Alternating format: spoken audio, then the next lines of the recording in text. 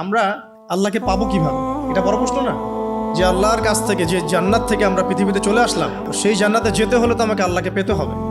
আল্লাহকে পেতে হলে আমার কি কি করণীয়, খুব শর্ট করে আমি কয়েকটা পয়েন্টস আপনাদেরকে শেয়ার করছি। 1 নাম্বার, আল্লাহকে পেতে হলে অবশ্যই তার নবী মুহাম্মদ সাল্লাল্লাহু আলাইহি ওয়াসাল্লামকে অনুসরণ করুন। এছাড়া আল্লাহকে পাওয়ার দ্বিতীয় কোনো পথ নেই। আল্লাহকে পেতে হলে অবশ্যই তার নবী মুহাম্মদ সাল্লাল্লাহু আলাইহি ওয়াসাল্লামের আদর্শগুলো জীবনের প্রতিটা ক্ষেত্রে বাস্তবায়ন করতে হবে।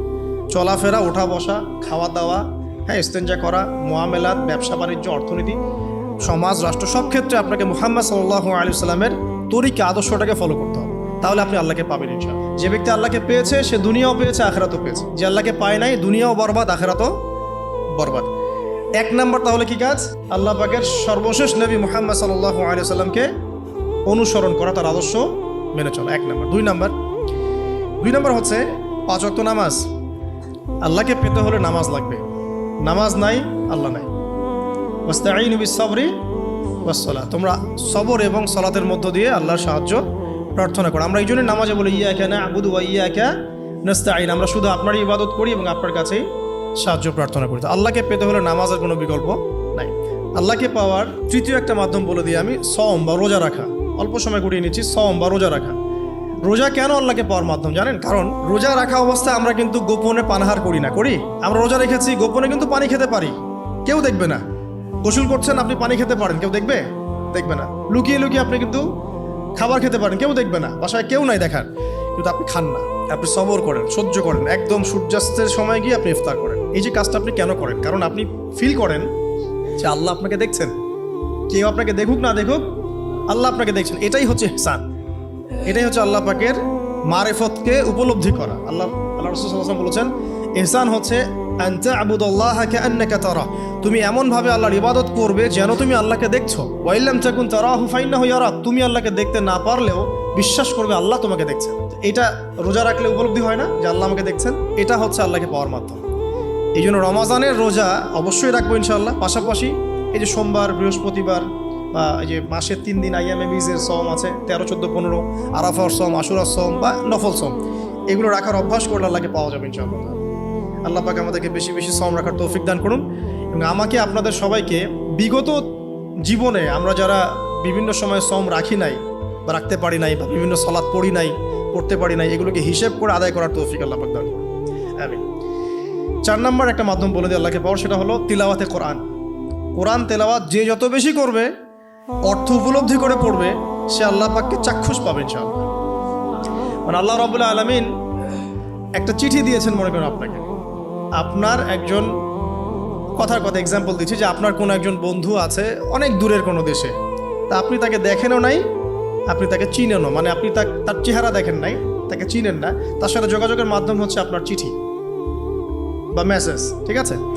এখন সে আপনাকে কিছু মেসেজ পাঠালো, এই মেসেজের মধ্যে সে কিছু ইনস্ট্রাকশন দিয়েছে যে এইগুলো করতে হবে, এগুলো করতে হবে, বা আপনার প্রতি ভালোবাসার ইজহার করছে।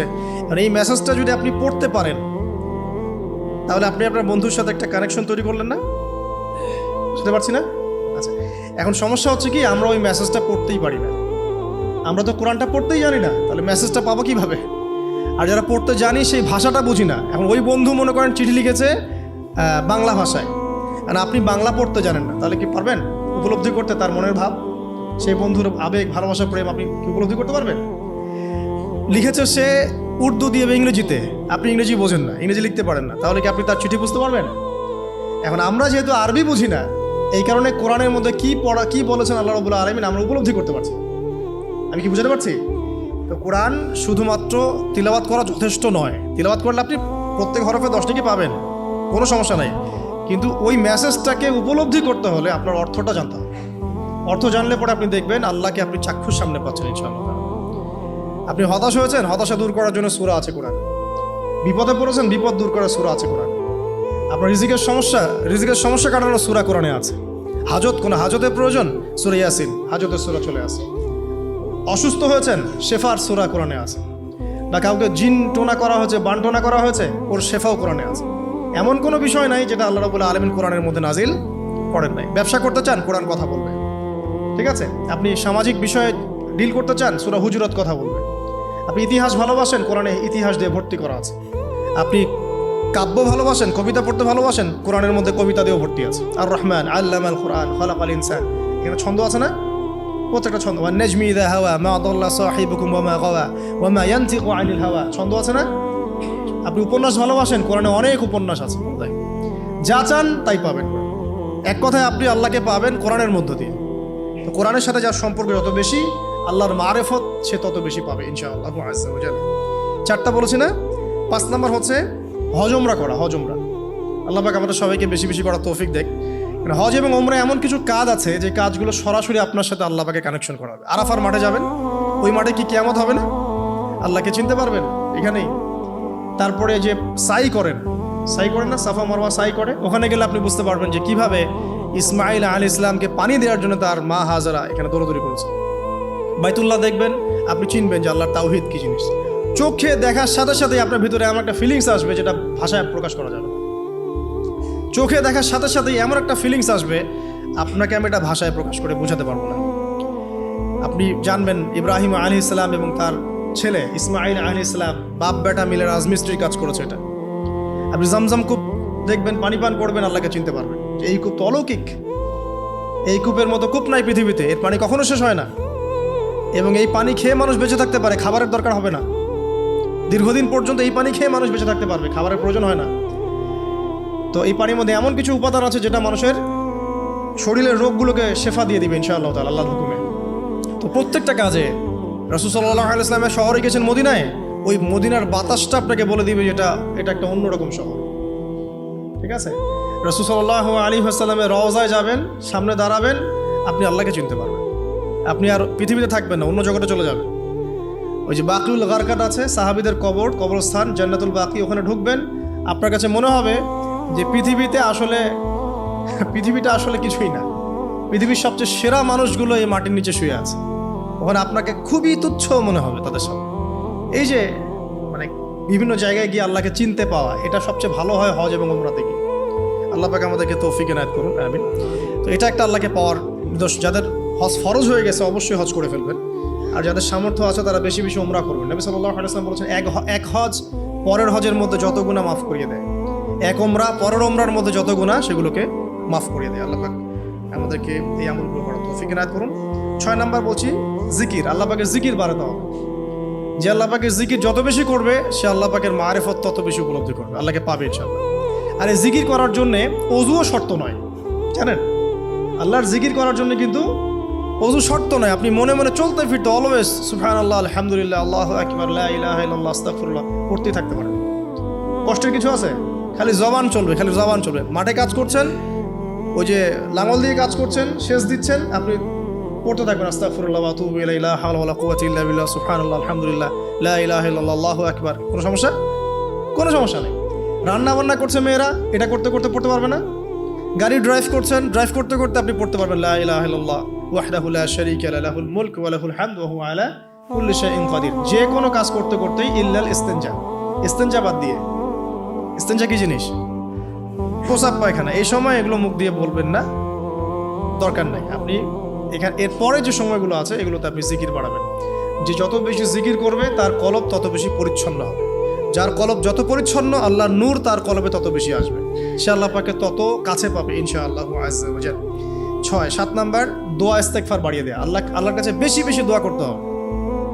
দোয়া বাড়িয়ে দেন।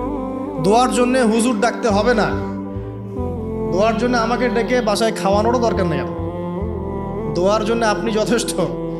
নামাজে দাঁড়ান, নামাজের সেজদায় দোয়া করেন। নফল নামাজ পড়েন, নফল নামাজের সেজদায় দোয়া করেন। নামাজের পরে হাত তুলে দোয়া করেন প্রয়োজনে। নামাজে সালাম ফেরানোর আগে দোয়া করেন। যে কোনো ভালো কাজ করেছেন তারপর দোয়া করেন। ঠিক আছে? কোরআন তেলাওয়াত করলেন, দোয়া করেন। তাহাজ্জুদের ওয়াক্তে দোয়া করেন। বৃষ্টি পড়ছে তখন দোয়া করেন। ঠিক আছে? মানে দোয়া কবুলের মোমেন্ট, সময়গুলো, আজান হয়েছে, আজান ইকামতের মাঝখানে দোয়া করেন। এই যে এখন খুতবা হচ্ছে, এই সময় দোয়া করেন, দোয়া কবুল হবে। দিনী মজলিসে বসেছেন, দোয়া করেন। দোয়া করতে থাকেন মনে মনে। যত বেশি আপনি দোয়া করতে পারবেন আল্লাহর কাছে, ইনশাআল্লাহ আল্লাহকে আপনি তত কাছে পাবেন ইনশাআল্লাহ। এটা আল্লাহকে পাওয়ার অন্যতম মাধ্যম। এবং ইস্তেগফার মানে কি? তওবা করা। আস্তাগফিরুল্লাহাল্লাযী লা ইলাহা ইল্লা হুয়াল হাইয়ুল কাইয়ুম ওয়া আতুবু ইলাইহি। এটা বেশি বেশি পড়বেন। দিনে কমপক্ষে 70 বার বা 100 বার পড়ার চেষ্টা করবেন। আল্লাহ পাক তৌফিক দান করুন। কয়টা বলেছি ভাই? 7টা। আচ্ছা, 8 নাম্বার হচ্ছে সদকা করা। সদকা, দান সদাকা আল্লাহর কাছে খুব বেশি পছন্দের। দান সৎকা করার জন্য সম্পদ লাগে না, আমার কথা শোনে, দান সৎকা করার জন্য সম্পদ লাগে না, কলিজা লাগে, মন লাগে। বহু বড় বড় মানুষ আছে দান সৎকা করতে পারে না, কোটিপতি, জাকাত দেয় না, আছে না? আর বহু গরিব মানুষ ভ্যান চালায়, কৃষিকাজ করে, দেখবেন 100 টাকা দান করে দিল। মন থাকতে হয়, মন, কলিজা বড় থাকতে হয়। তো যাদের কলিজা বড়, মন বড়, তারা দান সৎকা করতে পারবে ইনশাআল্লাহ। আর যার মন বড়, সেখানেই তো আল্লাহ নূর আসবে। সংক্ষিপ্ত মনে কি, সংকীর্ণ মন, আল্লাহ নূর কোত্থেকে আসবে? কথা বুঝতে পারে নাই?